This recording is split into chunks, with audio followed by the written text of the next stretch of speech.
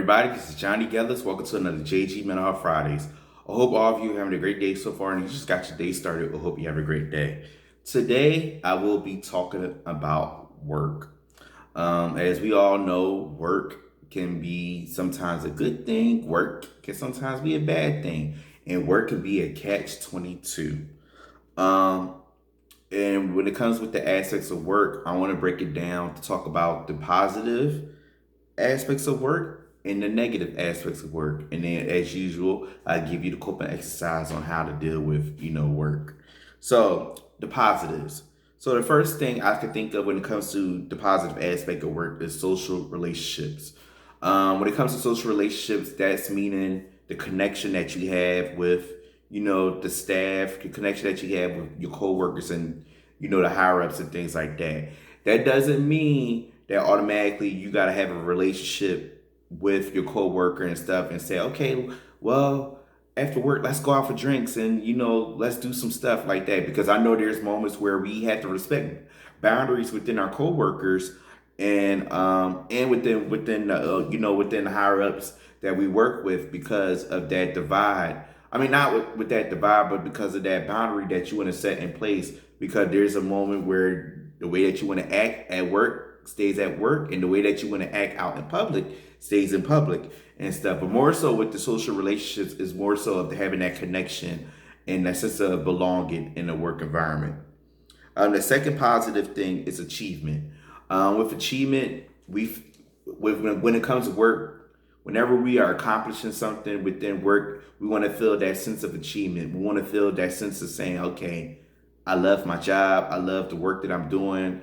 I'm doing so much within this, within the work that I'm doing and within my work environment, that it makes me feel, that I'm in the right space. I'm in the right field. I'm in the right, career journey and things of that nature. So the positive aspect of having that achievement just lets you know that you're in the right space and at the right place when it comes to work. And then the last thing, a positive, is productivity.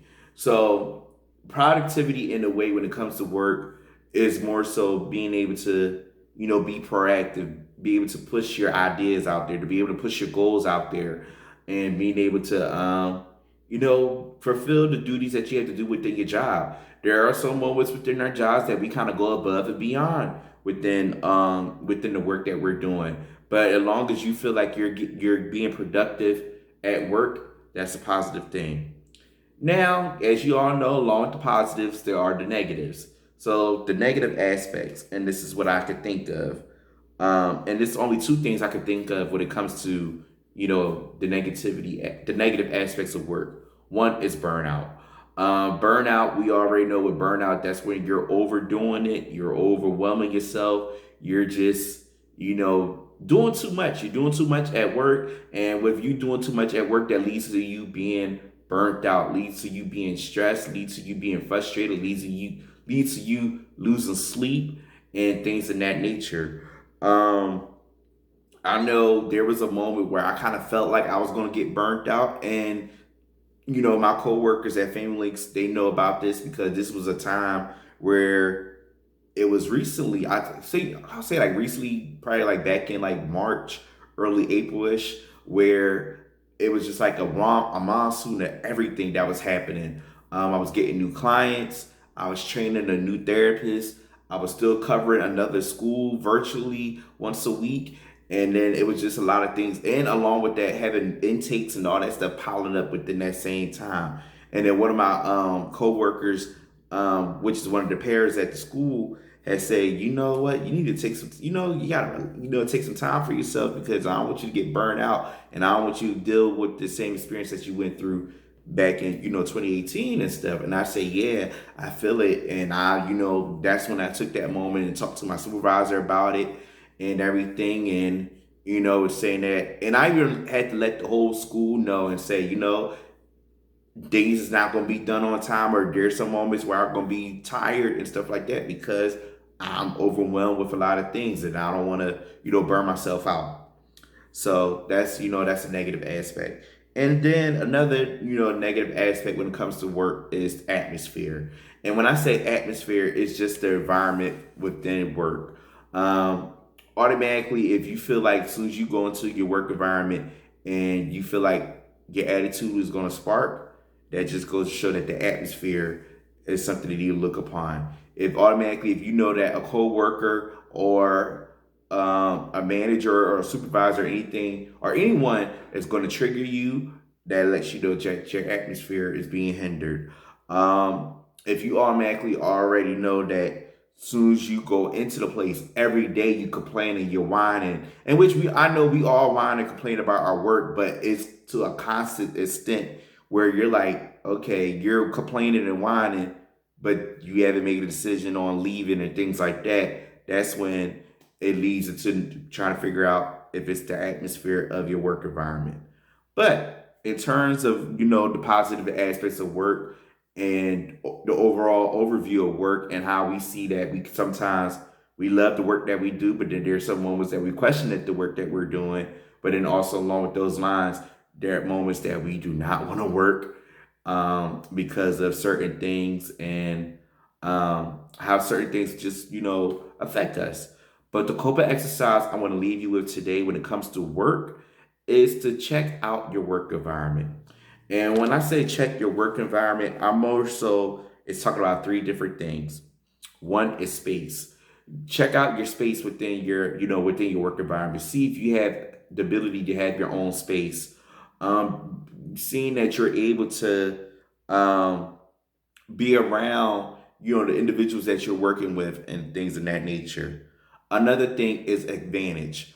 When it comes to advantage, I'm talking about seeing if you could be able to push yourself out there within your work environment and seeing that you are a high entity, that you are part of this, part of the team, and you're a part of something. That's why you are coming to work and things of that nature because you feel that you bring something to the table. And then lastly, when it comes to checking your work environment, another thing to look at is time for self.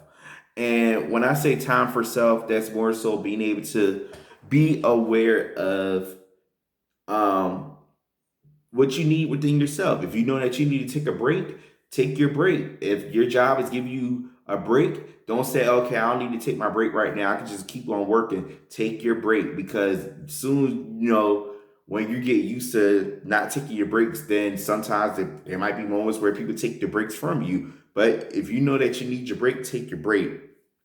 PTOs.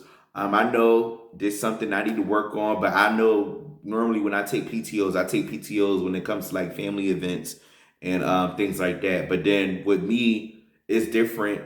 It's different for me with family links because I work during the school year, and whenever school's out, I'm off too. But the thing is, with PTO, take advantage of your PTO. Take advantage of taking some time off for yourself so you can recharge and recuperate and things of that nature.